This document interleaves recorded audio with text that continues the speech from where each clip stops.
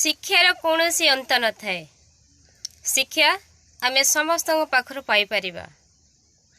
सांगसाथी भाई बंधु साई पड़िशा समस्त पाखर शिक्षा आमे पाइपर।